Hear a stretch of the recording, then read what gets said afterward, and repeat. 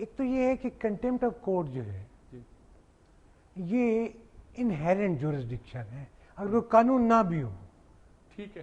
Article 209 نے عدلیہ کو ایکوپ کیا ہے کہ اگر وہ کوئی آدمی اس کے خلاف ہاتھ بڑھائے اور اس کے رول آف انٹرپریٹیشن کو روکنے کی کوشش کرے تو اسے آرٹیکل 209 کے تحت سزا دیتی. یہ آئین کا منشا ہے, یہ آئین میں درج ہے. دوسری بات یہ ہے کہ لیجسلیچر کو جو لیجسلیچر آج کیسی باتیں کر رہی ہے وہ بات سنے تو میں آپ کو صرف ایک چھوٹی سی چیز دکھانا چاہتا ہوں.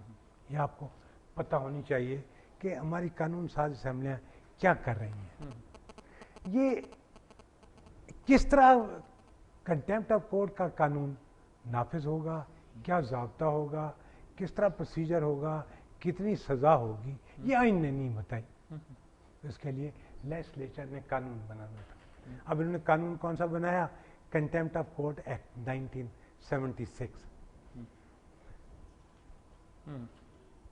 وہ کنٹیمپٹ آف کورٹ ایکٹ جب آیا تو سیاسی لوگوں کو پسند نہیں آیا. میں نام نہیں لوں گا کسی کا, ٹھیک ہے, آپ میرا جان گئے. وہ انہوں نے جناب کنٹیمپٹ آف کورٹ ایکٹ کو اپنی مرضی کے مطابق بنانے کے لیے 1977 میں اس کو امینڈ کیا. اب اور سیاستدان آ گئے, انہوں نے کہا یہ بھی ہمیں پسند نہیں ہے. انہوں نے کنٹیمپٹ ضابطے کا کنٹیمپٹ آف کورٹ آرڈیننس 2003 کر لیا.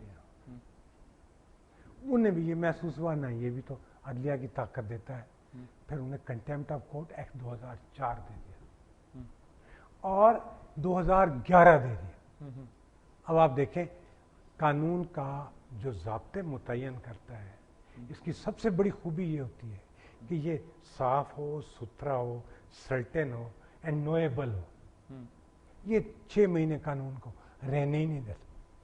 اور الٹیمیٹلی سپریم کورٹ کے سامنے جب یہ مسئلہ آیا تو انہیں 2008 میں اس رول آف انٹرپریٹیشن کو جیسا آج کا ہم کہتے ہیں should be subordinate to parliament, اس کے تحت انہوں نے فیصلہ کیا کہ اپنی مرضی کے مطابق قانون بدلتے رہیں لیکن قانون کے مطابق تو خلا ہو جائے گا, اور خلا ہو جائے گا تو ملک کے لیے تو خلا اچھا نہیں ہوتا.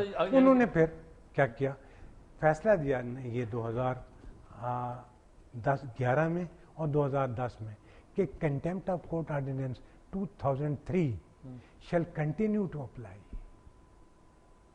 یعنی اس کا مطلب کیا تھا, جسے اعتزاز حسن صاحب کہتے ہیں کہ کوئی کنٹیمپٹ کا قانون ہی نہیں ہے. یعنی اس کا مطلب کیا تھا کہ ملک میں خلا نہ ہو, ملک میں لوگوں کو قانون کا نالج ہونا چاہیے, لوگوں کو پتہ ہونا چاہیے, قانون کو اپنی مرضی کا نہیں بنانا چاہیے. یہ بات بڑی امپورٹنٹ ہے جی کہ یہ وہ قانون نہیں ہے کہ جس کو آپ انٹرپریٹ کر سکیں گے ہم نے فلاں وقت. وہ اٹارنی جنرل کہہ رہا نا جی قانون ہی نہیں ہے اس ملک میں. وہی ایک انہوں نے کہا. پھر اعتزاز حسن صاحب نے اور بہت سی باتیں کر رہے ہیں اپنے پریس کانفرنس میں بھی یہی کہا کہ کوئی قانون ہی نہیں ہے ایسا جس کے تحت کنٹیمپٹ آف کورٹ میں سزا ہو سکتی ہے. میں بہت شکر گزار ہوں جج صاحب کا, انہوں نے ہمیں یہ بات بتائی ہے 77 سب کہ عدالت نے متفقہ طور پہ 2003 کا جو ایکٹ تھا اسے کہا کہ یہ جاری و ساری رہے گا کیونکہ خلا نہیں ہو سکتا قانون میں. بالکل درست بات.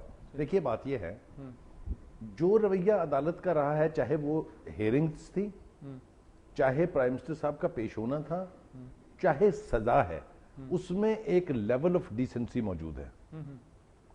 پیشنس تو ٹرمینڈس ہے اور سبھی مانتے ہیں, چاہے پیپلز پارٹی کے لوگ ہوں چاہے کوئی ہو. اس ڈیسنسی کو آنر کرنا چاہیے تھا.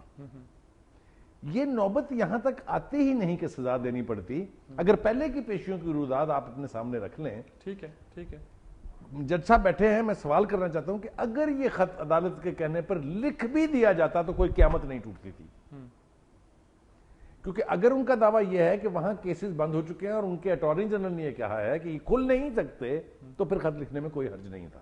اور پھر اگر آپ کہتے ہیں انٹرنیشنل لا کے تحت ایکسمپشن حاصل ہے تو پھر ہے حاصل. تو یہ جو ایک ریزنٹمنٹ, ایک ڈیفائنس کا موڈ ہے, اس نے صورتحال کو بگاڑا ہے. ابھی بھی میں سمجھتا ہوں یہ بھی ابھی سٹیج باقی ہے کہ یہ ڈیفائنس موڈ میں سے باہر نکل کے اگر ریکنسلیشن جس کا اتنا بڑا دعویٰ کرتے ہیں اس طرف جائیں تو صورتحال بہتر ہو سکتی. کیوں جناب افضل صاحب, لاسٹ ورڈز اب جی, ہمارے پاس بہت کم وقت رہ گیا. لیکن آپ کے لیے کافی ہے. میرا خیال میں جی بات تو جو جس نہج پہ لے آئے ہیں اور جس طریقے ہم نے بہت سنجیدہ گفتگو کی ہے. جو جس طریقے سے انہوں نے اریٹیٹ کرنے کی ہو کوشش سکتا ہے کہ لوگ ہماری شکلیں دیکھ کے سمجھ رہے ہوں کہ ہم اور اس رات جس کو کہتے ہیں ایو آف دا ڈیسیژن، جو رات جیسے ٹیلی ویژن کو ایک بڑے ہی منظم طریقے سے استعمال کیے گئے جوڈیشری کے خلاف، ساری رات جوڈیشری وہ دشنام ترازی کرتے رہے ہیں جوڈیشری کے اوپر، تو اس میں تو جو جوڈیشری کا جو ریسٹینڈ ہے، جو جوڈیشری کا کانڈکٹ ہے، وہ بڑا آؤٹ اسٹینڈنگ کانڈکٹ ہے. صرف اگین افسوس ان لوگوں کے اوپر ہوتا ہے کہ ان لوگوں کے مجھے ظاہر ہے جن لوگوں کے بچے بھی کرپشن کر رہے ہیں ان کی آنکھوں کے سامنے، تو پہلی شرم تو یہ آتی ہے نا کہ یار میں اگلی نسل کو کیسے فیس کروں گا، میں سوسائٹی کو کیسے فیس کروں گا. یہ ساری چیزیں ان شرم و حیا سے اب بھی اوپر اٹھ جائیں. میرا خیال ہے جی کہ اب جو تقاضا ہوئی ہے کہ اس کے علاوہ کوئی چارہ نہیں ہے کہ یہ ریزائن دیں، الیکشن کرائیں اور اس قوم کو جو ہے اپنے نمائندے منتخب کرنے دیں تاکہ یہ معاملہ آگے چلے. یہ سٹیل میٹ جو ہے جب بھی جیسے جج صاحب نے کہا تھا قوم کی بدقسمتی رہی ہے کہ 1950 سے لے کے آج تک لوگوں کی طاقت سے تہی نظر کر کے ان کو انڈرمائن کر کے ایک اپنی طاقت کریٹ کرنے کی کوشش کی گئی ہے. جب طاقت کا مقابلہ ہوا ہے تو بڑی طاقت کس کی ہے؟ ٹھیک ہے، جس کی ہے وہی آ کے حکومت کرے گا. یہی ہوتا ہے جی. بس شکریہ بہت جی. اس بات کو بہت تفصیل کے ساتھ ہو سکتا تھا لیکن ہم نے اب بھی بہت کھل کر بات کی ہے. یہ بتایا ہے کہ پارلیمنٹ اور اس کی سپریمیسی کی جو بات ہے اس کی اصل حیثیت کیا ہے اور اس کا مطلب کیا ہے. ہمیں مس انٹرپریٹ نہیں کرنا چاہیے ان باتوں کو. توہین عدالت کا قانون کیا ہے، ایگزسٹ کرتا ہے، کیسے کرتا ہے، اور اس میں بھی کوئی شک نہیں. جج صاحب نے کہا کہ آپ کو اپیل کا حق تو ہو سکتا ہے اور ہونا چاہیے، اور اس سوال کو انہوں نے پیش از وقت کہا ہے کہ اسپیکر کیا کرے. اسپیکر قانون کے مطابق انہیں کام کرنا ہوگا، کرنا پڑے گا اور کریں گے. اصل بات انہوں نے یہ کہی کہ توازن قائم رکھنا ہے. ہمارے باقی سب ساتھیوں کا، سلیم بخاری صاحب کا بھی، حفیظ اللہ نہائی صاحب کا بھی حال ہے، خیال یہی ہے کہ حکومت جو کچھ کر رہی ہے یہ جمہوریت کے لیے مناسب نہیں ہے اور رول آف لا کے لیے بھی درست نہیں ہے. اس معاملے پہ انہیں بالکل پاکستان کے مفاد میں، جمہوریت کے مفاد میں سوچنا چاہیے اور وہ کرنا چاہیے جو بہتر ہے. ان کا خیال یہی ہے کہ بہتر یہی تھا کہ وہ مستعفی ہو جاتے. مستعفی ہو کر اگر ان کی پارٹی کہتی، پارلیمنٹ کہتی کہ آپ رکیں، ابھی عارضی طور پر رکیں، آپ کی اپیل زیر سماعت ہے، اس کی سماعت ہو لینے دیں، پھر ہم کچھ فیصلہ کریں گے، تو یہ ایک جینوئن بات ہوتی. لیکن ایک مورل چیز ہے جو ہمارے ہاں اخلاقیات پہ تو عمل ہوتا نہیں ہے جی. ہم اخلاقیات پہ عمل کرنے کی بجائے قانون میں ٹیکنیکلٹیز کا سہارا لیتے ہیں. قانون پہ بھی عمل نہیں کرتے، قانون میں ٹیکنیکلٹی کا سہارا لیتے ہیں اور بیساکھیاں تلاش کرتے ہیں، جس کے بارے میں وزیر اعظم نے خود کہا ہے کہ اب بیساکھیوں کے زور سے آنے کا زمانہ گزر چکا ہے.